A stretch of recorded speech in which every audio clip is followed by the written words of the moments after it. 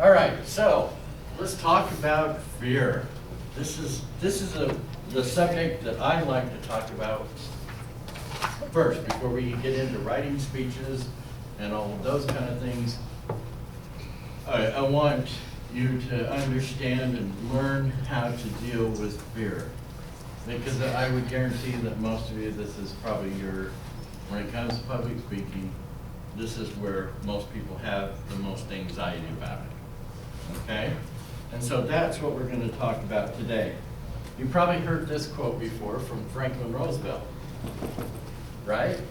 The only thing we have to fear is fear itself. Now that's what we hear most of the time, right? Yeah. When you hear the sound bites and stuff. Well, when I started studying this a little bit more, I wanted to see what he said before and after, and what he said right after, he called it nameless, unreasoning, unjustified terror, which paralyzes needed efforts to convert retreat into advance. So what does that mean, do you think? Any thoughts? People are running away when they should press forward. They work through that fear, and then they're going to advance in whatever they're trying to do rather than not succeed doing it. Okay. Do you know when this speech was given? Franklin Delano Roosevelt was alive. Okay, he was president. He was president of the United States. It's when I think his first inaugural address. What was going on in the country? This time it was Depression. Yeah, Great Depression, wasn't it? Everyone, this was right before he started the CCC and all the other things that ended up pulling this country out of the recession. Okay. Yeah. Do you think that's appropriate for today? Shouldn't we be listening to what he has to say today? Are we in the middle of pretty much a depression in this country? Interesting enough, what I've been studying, I found that there were more millionaires made in the Depression than any other time in history. Does that blow your mind?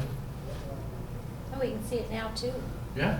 The- You know, and why is that? Why do you think that's a true? Well, because when the economy goes funny and people start losing their homes, those who have money are able to maybe purchase things they weren't able to before, or come up with innovative ideas that people are willing to listen to, buy to get out of whatever situation they're in. Or take government bailout money and give themselves a nice, beautiful golden parachute. Yeah, or that. Or that. Well, you know, back at this time, you know, I think it really came, I don't think we had the status quo like we do now. And really, at this time, it was really interesting how, you know, when you're in a situation where you have nowhere else to go, you get very creative, don't you? And so that's just kind of a sidebar to all of this, but really the fear. And what he's saying here is if you don't push forward through the fear, it's going to keep you back. I was one of those people that was very fearful of getting up in front of crowds. And I pushed through it.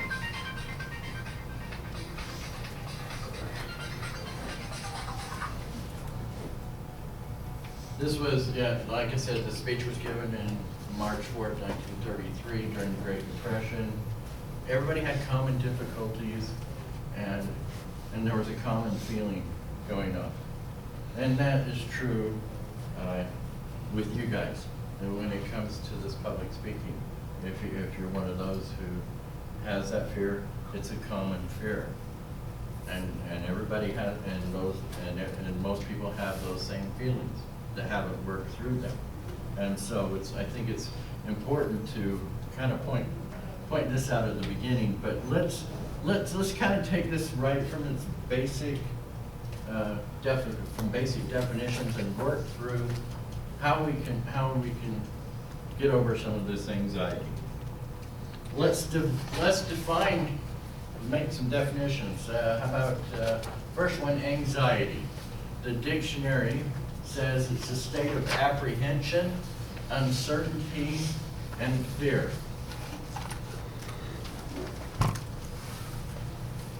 And apprehension, fearful, uneasy anticipation. Would you agree with those definitions for anxiety and apprehension? Okay, and you notice I put a negative sign up there, right? This is the negative definition. What I found was interesting, they also had positive definitions. Anxiety, eager anticipation.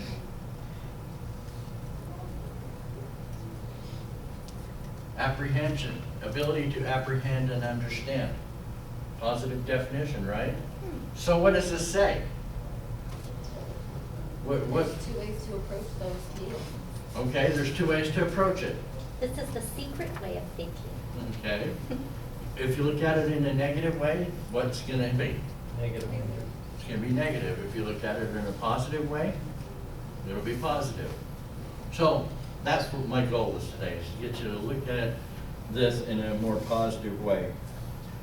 Dr. James McCroskey has studied fear in communication for a number of years.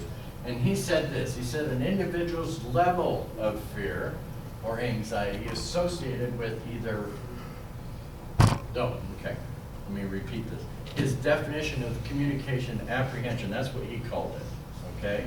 He said it's an individual's level of fear or anxiety associated with either real or anticipated communication with another person or persons, okay? Level of fear, that's the key point. Do we all have the same level of fear? We tend to take one definition and just kind of lump everything into it instead of looking at it at different levels of fear. And that's really that's what he put out. And I've given you in your handouts, he created he calls it a personal report of public speaking anxiety, okay?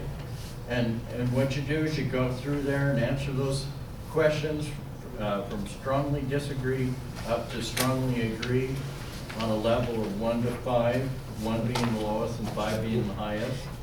I've given you a scoring sheet to put the numbers in. And then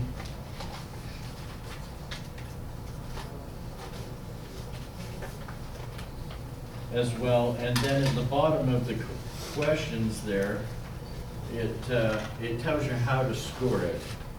You take the numbers that are listed in step 1, then you take the numbers listed in step 2, and then you complete the formula that's there as well. And you should get a score between 34 and 170. Where does it tell us what our score means? You know what? Let me give that to you because I'm not sure that I did not list it on there. I apologize. It should have been there, but in the handout. But write these down. If you have a high level of anxiety, it'll be 131 or higher, up to the 170. For the low, if you have low anxiety, it's going to be 98 or below. And then if you're on the middle ground, you'll have a score between 98 and 131. What was high level again? 131 to 170. 131 to 170. Okay.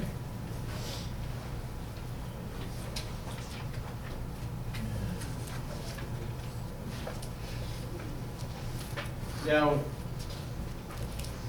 when you do that, just kind of look at it and realize that you're at a level of, you'll have different levels. But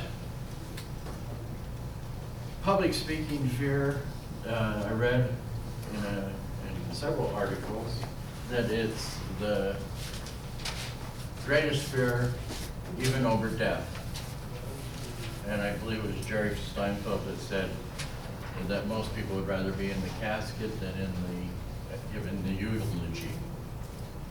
And I have never found this list. I've been trying to find it. So if anybody ever comes across that, let me know. I'd really appreciate it. There was a survey done of 500 top executives of the Fortune 500 companies. Now, these are the guys that are like the Bill Gates and Top 500 companies in the world. Fortune 500 companies, yeah. So these are the top executives. So I'm talking about people like Jack Welch, Bill Gates, you know, in those upper positions of these companies. What do you think was the, how many of them said they had anxiety or fear of public speaking? Zero? Majority. Majority, how Lifetimes. percentage? 65 or better. 80%. So you're in good company, right? Does that help a little bit? That, you know, these people that we think are so fantastic and great have the same kind of feelings you do? Yeah. They just try to deal with it a little bit better. Yep. So going back to the survey that I showed you, that's what it's called, and it determines your level of fear. So we need to think about think of it on a level of fear rather than just plain simple fear. This is a graphic I found, and I thought it was kind of interesting. But, and as we look at it, there's several different types of things that you feel. What do you guys feel? What's been your experience as far as what you're feeling when you start getting fearful in the public? Increase in heart rate. Heart rate? Loss of words. Wobbly legs. Wobbly Yeah, legs, shaking. shaking. Stuttering. Okay. I think most everybody gets those. Let's see. Mouth goes dry, blood pressure raises, heart races, biceps prepare to fight. I think that's really kind of interesting. They tighten up, right? Your fingers go cold. Your knees go weak. You ever seen anybody fall? Right your hand, that's What's that? it. Okay. People's knees go weak. I've seen people just collapse. I've seen that once. Shoot, your legs. Locked it, yeah. Tightened up, She's down you go. And your legs feel like they want to run out of there. Yeah, we've all, I think, experienced most of those things. Those are responses. And then psychologically or physiologically, there's some other things that go on. Your hypothalamus at the base of the brain sends a panic message. Your anterior pituitary gland releases ACTH. The blood leaves your stomach area. You wonder why you feel nausea? It's because blood's gone. The medulla of adrenal glands releases adrenaline and noradrenaline. And the cortex of adrenal glands produces Corticosteroid. boy, Corticosteroid. okay, whatever that says. Yeah. Okay. So there's some things that we personally feel, and then there's some things that go on the inside that kind of produce all of that. Would you believe, is that true, you think? Absolutely. Okay, how do we, I guess probably the next thing is, when does it strike? When does our fear strike? Did you know that there's 4 different times that it might fear, and it's different for everybody? I believe it. Depending on that, but I believe it. Okay. The first one is during the pre-preparation stage. And the authors of the blue text in another book of theirs, they talk about these, the pre-preparation and so on. But in the pre-preparation stage, they said that this is when you get asked, or when you're even the thought of giving a speech enters your mind, whether somebody's asked you or not. Some people will start to feel that anxiety there. Okay? Preparation stage. So they've been asked to give the speech, and then after they've said yes, and they start going through the preparation process, and they start getting anxiety. It's just enough information, and am I going to give? You start questioning, don't you? And so during this stage is another point that people will start to feel some anxiety. You also have the pre-performance stage. And this happens just before you go out. You know, you've gone through the process, you've prepared everything, but then they call your name and you're sitting at the side of the stage and you start getting sick. There's a story I heard one time, famous actor, and he, this person that had witnessed this, he said that he was at this benefit and this actor was supposed to go out and do a reading, and just before they called his name, he saw this guy over in the corner like he's doubled over, ready to throw up, okay? And he was about ready to go over and see if he could help him when they called this guy's name. He stood up and walked out and gave this performance. He was just fine. But he always had this, apparently he always had this anxiety just before he went out on the stage. But he'd been doing it long enough.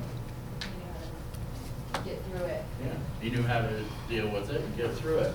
The last one is performance anxiety. This is when you get out there on the stage or whatever it is, and then your anxiety hits. Okay, does that make sense? These are the 4 times. Some people, it just happens at one of the stages. It could happen at several of the stages. It really depends on who you are and where you're at in all of this. In another book that I read, the person actually gave these different stages names. The first one, the pre-preparation, she calls them the avoiders. The lady's name's Ivy Naystat, I believe was her name. And she calls them avoiders. Does that describe someone who, don't even ask me, I'm not, okay? It fits the symptom, doesn't it? Anticipators. So you're in that preparation stage, you're anticipating it, the anxiety starts to build and grow during that stage. Adrenalizers, she calls the ones that are just prior to the performance. And the last one, I'm not sure I like this name, because not all performance anxiety happens, because there's kind of 2 definitions here we're dealing with when we talk about improvisers. You have the people that are really prepared and are able to adjust to any situation, and so they may have the fear, but they still stick to their speech. They still stick to their speech. And then then the other ones are the people that don't prepare, just think they can go out there and do it, and they get out there and they start freaking out, okay? So there's different, on this last one, there's a little bit different stuff going on there. So I'm not really impressed with this name, but to give her credit where credit's due, I want to make sure that I use the name that she had. So what can we do about it? I think this is really the whole key to this. What can we do as to help us to not have these levels of fear or anxiety. Be well prepared. Okay, we're gonna talk about some of these. The first one is to know the room. What do I mean by knowing the room? Know how your voice is gonna project, know where people are seated, know where you're gonna be standing in reference to your audience. Okay, The lighting, maybe if you have slideshows, make sure all that stuff is. yep. All of those things. When we're dealing, you know, if you're doing this professionally, all professional speakers will go to wherever they're giving their speech and stand up on the stage, go out in the audience, so they'll just get familiar with the room. So they just don't go into a cold turkey, and then when things mess up, they don't know what to do, okay? So if you're comfortable where you're giving your speech is very key. And again, you talked about comfort zone a little bit earlier. You need to make this space where you're giving the speech a comfort zone. So when you do get up and start to present, the anxiety is you're already comfortable in that setting. Does that make sense? Yeah, just gives you one less thing to worry about. Yeah. Because where does the anxiety, the negative anxiety and apprehension come from? Fear? Fear of the unknown, isn't it? All right. The next one, know the audience. Why is that important? Because you want to prepare your speech really around the audience and present it in a way that they're going to understand it and stay.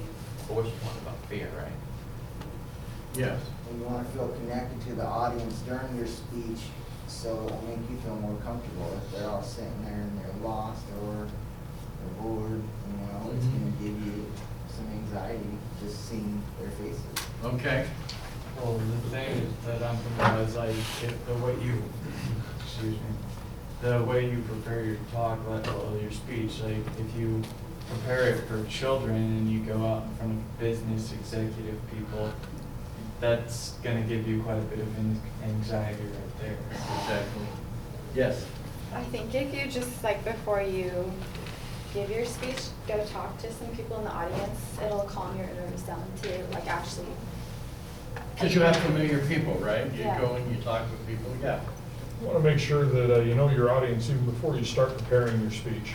Because you don't want to go and give a speech about how great the Green Bay Packers are over in Pittsburgh to a bunch of Steelers fans. It's not going to go over well. Good. So you guys understand this concept, right? So we really need, it's about being familiar and comfortable. If you don't know who these people are and you've just been asked to do it, whoever asks you to give the speech, ask them about the audience. If it's a business audience, you just say, okay, what do these people do? And so you kind of get an idea of who they are before you've given the speech, so you can kind of prepare ahead of time with it. The next one, I think this is an obvious one. Know your material. Think that's important? It is, isn't it? You really do. You really need to know your material. When you sit down and you're just having a conversation with somebody and it's a subject you know all about, you can talk all day about it, right? It's because you know the material. That's why in the presentations you're going to give, I'm asking you to choose a subject, just because you'll know your material better, rather than me give you a subject and then you might panic and go through all that because you don't know the subject. So this is why I'm asking you to pick things that you are comfortable talking about. Practice also is part of that. Knowing your materials is practicing it, and we'll talk more about that later on as we go through this. Be comfortable with your PowerPoints, okay? Practice, when you're doing your PowerPoint presentation, practice with it. Know when you're gonna switch slides, when you're gonna go to the next one. All of this is to help you do that.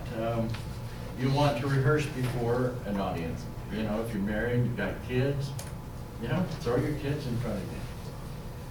Okay? You want, because of the anxiety that you may feel when you're up here, sometimes we talk a little bit faster, is one of the symptoms. You want to practice about 20% more, anticipate 20% more of a speech, and then that's just a little bit when it's a 5-minute speech, okay? Rehearse it 3 to 6 times so you can get it into your mind. You want to pay attention to your introduction, you want to pay attention to your conclusion. And when we talk about it, we're going to talk about you create the body of your speech first, then you create an introduction and conclusion to match what's in your speech. So you never start with the introduction. Rehearse in a real setting if you can. I know this class is filled all the time, and this is where you'll be giving the speeches. So you may not have the opportunity to practice in here, but maybe you can find an empty classroom that's kind of similar, and you know, stand up in front and just practice that way, okay? These are all things that you have to kind of, in their situation, wherever your situation is, that you can use that. You want to learn how to relax. Now, there are different ways of doing that. There are breathing exercises you can do. Breathe in, breathe out.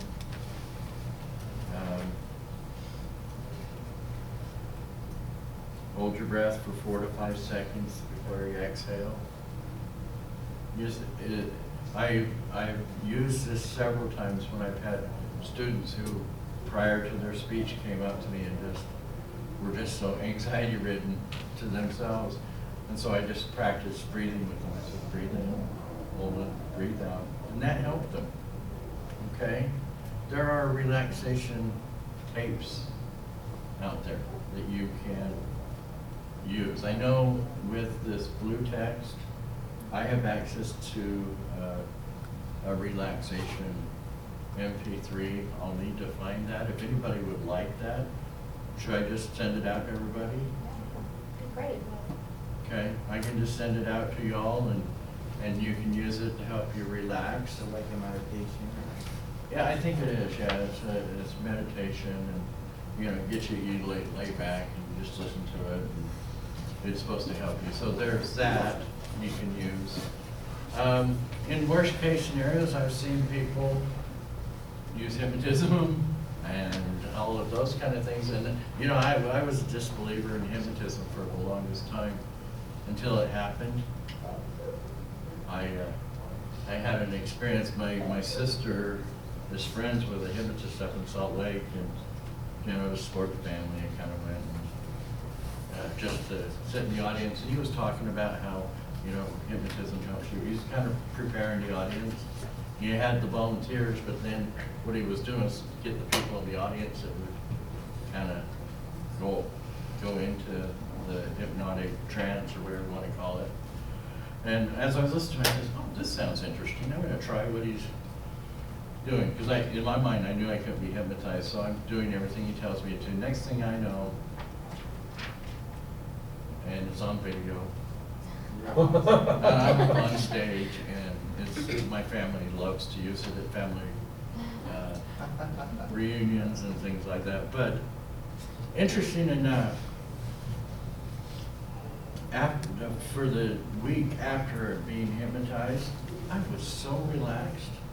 I just went, okay, what's going on here? So I went back, and this time I just was paying attention to what he said and wasn't doing everything he told.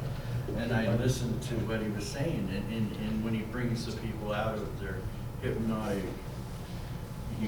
trance, he talks about the suggestion, and the suggestion is that you'll feel better and and all of those kind of things. And so I went, oh, okay. So, you know, it works. There are some people that don't agree with hypnotism, and they think people control your minds and all of those things, but the rule is, most, in everything I've read, you will only do what your mind will let you do. They can't, somebody can't hypnotize you to kill somebody if you Yeah. won't. Yeah, that is true. I watched a hypnotist recently, and there was an older guy up there, Mhm. and he wasn't really he wasn't doing anything that the other people were doing. Mhm. And I thought, oh, he's not hypnotized, he's just, he's fully conscious. And the hypnotist dismissed a bunch of people who were just pretending, and he kept him up there. Mhm. And he was completely under, and he couldn't remember anything that he had done while he was up there. But that was really interesting, because he wasn't following along with the group. He wasn't doing this because he wouldn't normally do those things. Right. So. Right, and so it's really quite interesting, but again, some of those things are done in fun, and, but, there are some realities to it, and so I guess what I'm trying to say is there's so many different ways that you can relax. What you need to find what relaxes you and utilize those things. The next thing, and this is very important, you need to visualize. Visualize positively. Think that's important? Why is visualization important, do you think? Because your subconscious mind doesn't really know the difference between reality and what you visualize. So your subconscious mind's going to process it the same way. Right. If something happened, if something devastating happened to you, every time you think about it, your mind is reliving that over and over again, even though it's not happening at that moment. It's happening in your mind. Yes. Oh, the same way if we're angry with somebody and we don't let it go, every time we bring it up in our heads, we get madder and madder. It's the same type of thing where you have a bad dream about somebody and you wake up and you're mad at them, Mhm. even though they haven't done anything. Yeah. Uh-huh. I've experienced that. But you want to visualize. But, anybody will tell you about goal setting and things like that. This is a key thing. You need to see yourself doing it. And so, for a public speech, what do? We visualize ourselves sitting there, and then our name being called, and everybody's giving you a standing ovation, and you're going through your speech, and everything's going perfectly. You end it, you sit back down, standing ovation again. You're visualizing these positive things. Okay, does that make sense?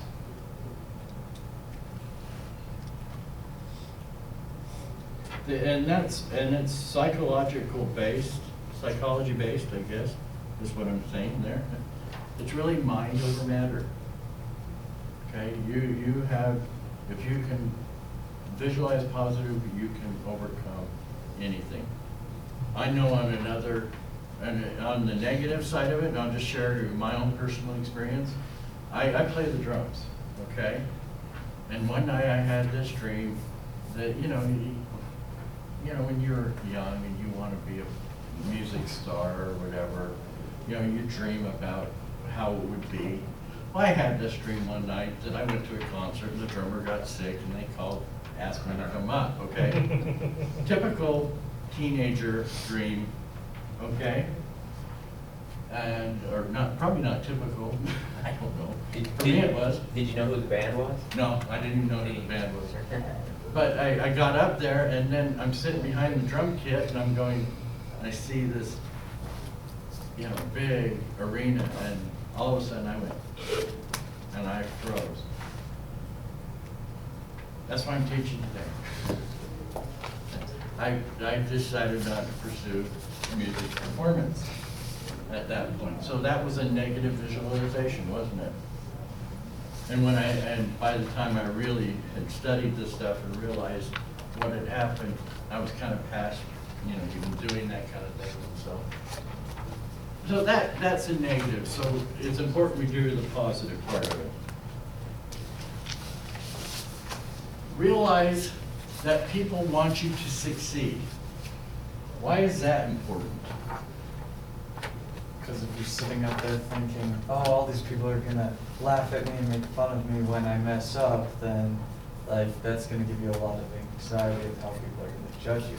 But if you think about it like, oh, all those people out there are here to support me in my speech, that's gonna like take some of that fear away. It takes the edge off, doesn't it? Well, you know what? Yes, go I ahead. don't know, I personally think it's easier to realize that it doesn't matter what people think. Yeah. Because there will be people in your audience that are gonna hate it. Right? Who cares? I mean, my attitude is if you hate it, good for you. Don't come to the next time I speak. If you like it, thanks. Great. I would say probably that it's a smaller percentage. Well, yeah, I mean, it is a smaller percentage of people that don't, that aren't gonna like it. But at the same time, if you don't care what people think, then it doesn't matter.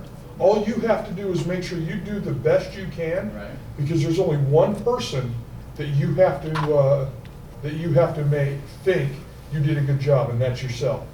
True. And if when you go up there and give that speech and you say, I gave the best speech that I've been able to give, then that's all that matters. It doesn't matter what anyone else thinks. Well, I would say that's all that matters, But and this came from a guy that done seminars, this was his list of suggestions, but what he said here, and that's where I want to key in, what he said here was that realize people want you to see, what he was saying is, you've been asked by an organization or a group to give this presentation, and they're maybe paying you money to do this. They want you to succeed, don't you? Yeah. Yeah, if people come and they pay $200, $400, thousands of dollars to hear you present, do you think they want you to succeed? Yes. So that's what he was saying here. What you're saying, it is right, because you shouldn't care what other people think. But in the case, realize that in a lot of cases, if you're doing this professionally, people want you to succeed because they've asked you to do this, and they're paying you good money to do it, okay? Well, and I think also on a much smaller scale, Uh-huh.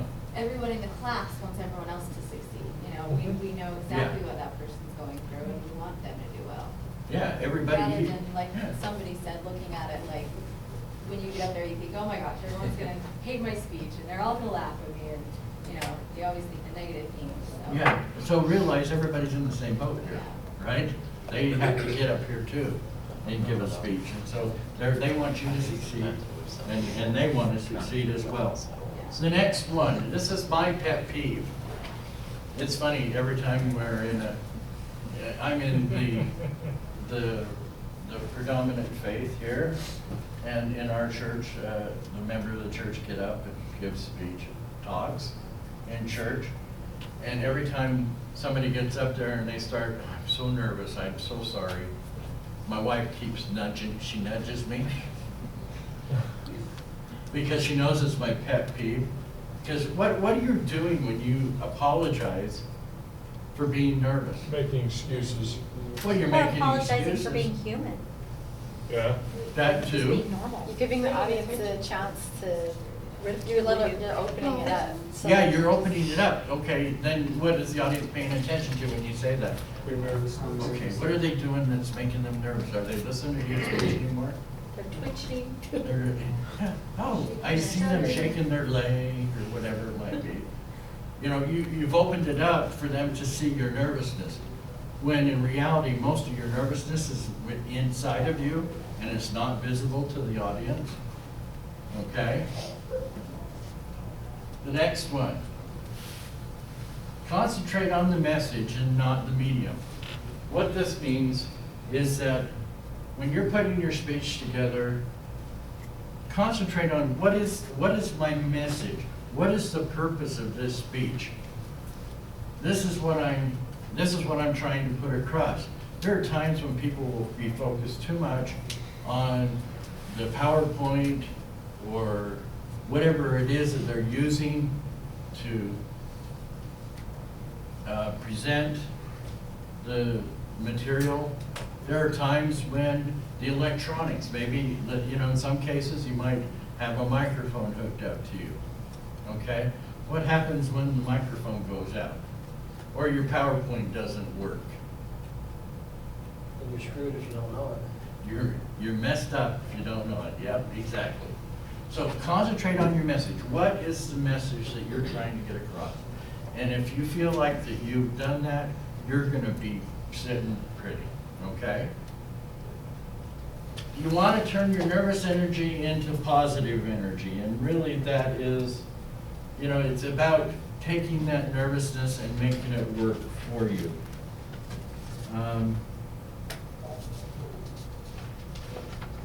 And it kind of, what you're trying to do here is, okay, let's make this a positive, you know, I'm using this to, how am I trying to say this? You're using it to add emphasis to your speech.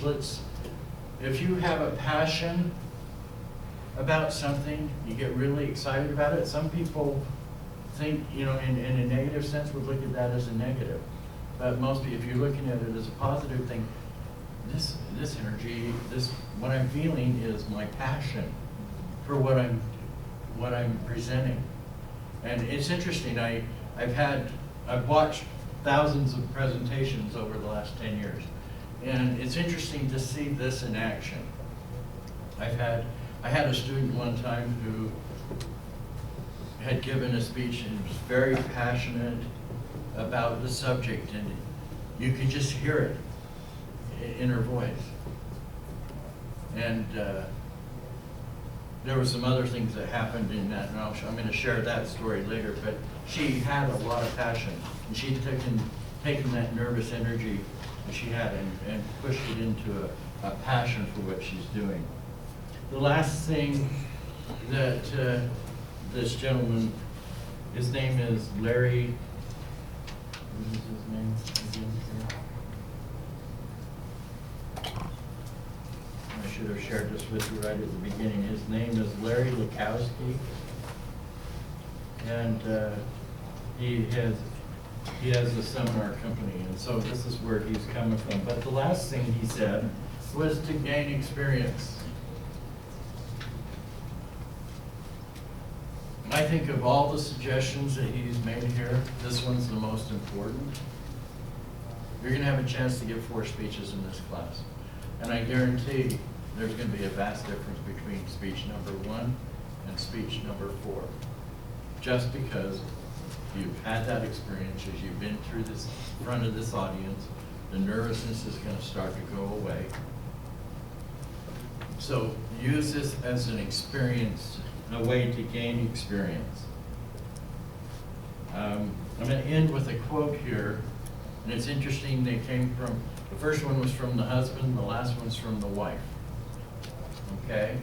Eleanor Roosevelt said this. She said, "I believe anyone can conquer fear by doing the thing he fears to do." Think that's a truism? Provided, she can put a caveat in here, provided he keeps doing them until he gets a record of successful experiences behind him. You think that's true? Okay? You can replace him with her in this, okay? It's a direct quote, so that's why I put him in there. But this is the one that I think is going to be the most benefit to you guys. Keep giving speeches. If you want to get really good at this, keep giving them. If you want, I wish I had a recording of my first time I ever taught. I was nervous and crazy. Okay? And then towards now 10 years later, I'm doing this and I'm a lot more relaxed, I'm a lot more comfortable. Do I still have things I need to work on? Yes. Okay? I will admit that. But anybody that says they're a perfect speech giver is lying to you. Okay? So, are there any questions, comments that you guys have? Okay. All right, so